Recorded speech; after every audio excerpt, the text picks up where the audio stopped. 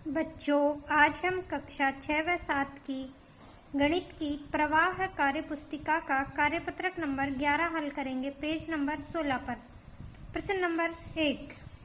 आज हम इस कार्यपत्रक में भिन्न संख्याओं की समझ विकसित कर पाएंगे। पहला क्वेश्चन देखते हैं, रिक्त स्थानों की पूर्ति कीजिए। हमें पहले क्वेश्चन में एक चित्र दिखा रखा है वृत्त का, और इस वृत्त के 4 बराबर भाग कर रखे हैं। 1, 2, 3, 4 चारों भाग बराबर हैं। उसमें से एक भाग में रंग भरा हुआ है, एक भाग में क्या भरा हुआ है? रंग। और 3 भाग क्या है? खाली। और टोटल भाग कितने हैं इसमें? 4।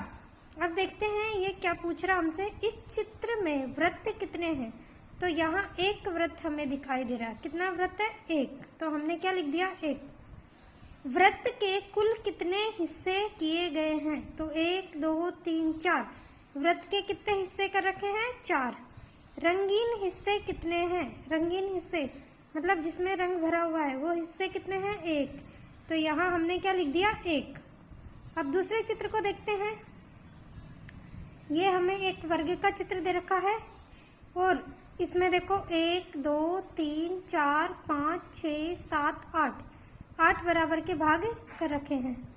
तो चित्र में रंगीन हिस्से यानी अंश, रंगीन हिस्से कितने हैं इसमें? 1 और 2।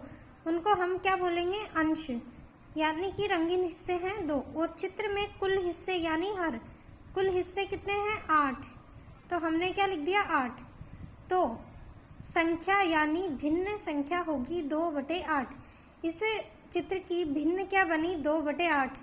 जो रंगीन भाग है जिसमें रंग भरा हुआ है उसको हम अंश के रूप में लिखेंगे, और जो कुल भाग है उसको हम हर के रूप में लिखेंगे। यहाँ लिखा हुआ है रंगीन भाग अंश, अंश को हमेशा भिन्न में ऊपर लिखते हैं और हर को हमेशा नीचे बटे में। एक पूरे वृत्त में रंगीन हिस्सों की संख्या को लिखते हैं 1/4।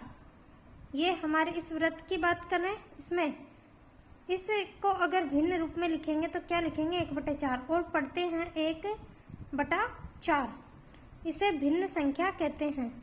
ये इस तरह से जो लिखा हुआ है ये क्या है? एक भिन्न संख्या। और इसको पढ़ते कैसे हैं? 1/4 अंश बटा हर, यानी 1/4।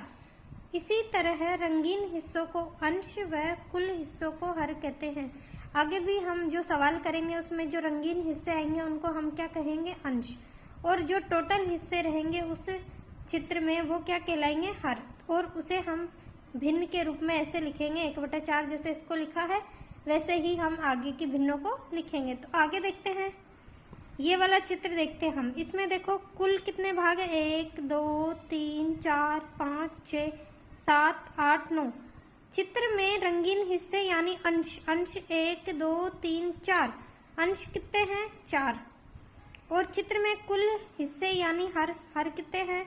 9। अभी हमने गिने थे। टोटल भाग कितने हैं? 9। तो संख्या यानी भिन्न संख्या होगी। तो भिन्न संख्या कैसे लिखेंगे? अंश बटे हर। अंश क्या है? 4 बटे हर, हर क्या है? 9।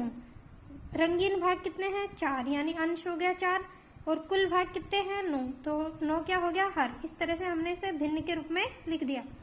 अगला चित्र देखते हैं, ये वाला।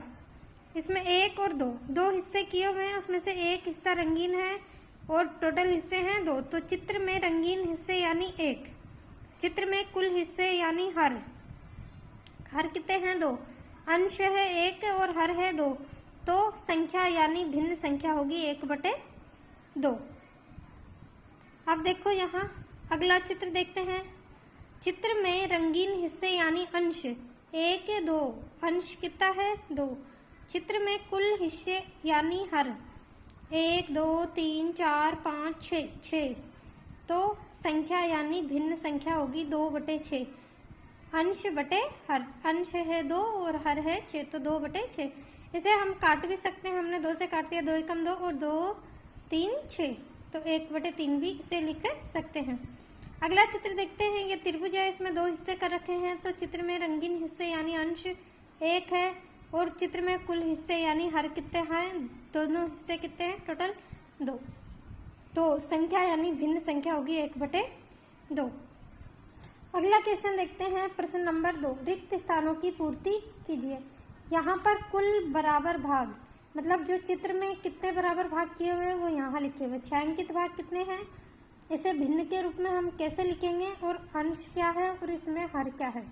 तो यहाँ देखो कुल बराबर, एक हमें उदाहरण करके दिखा रखा, उसी तरह से हम आगे करेंगे।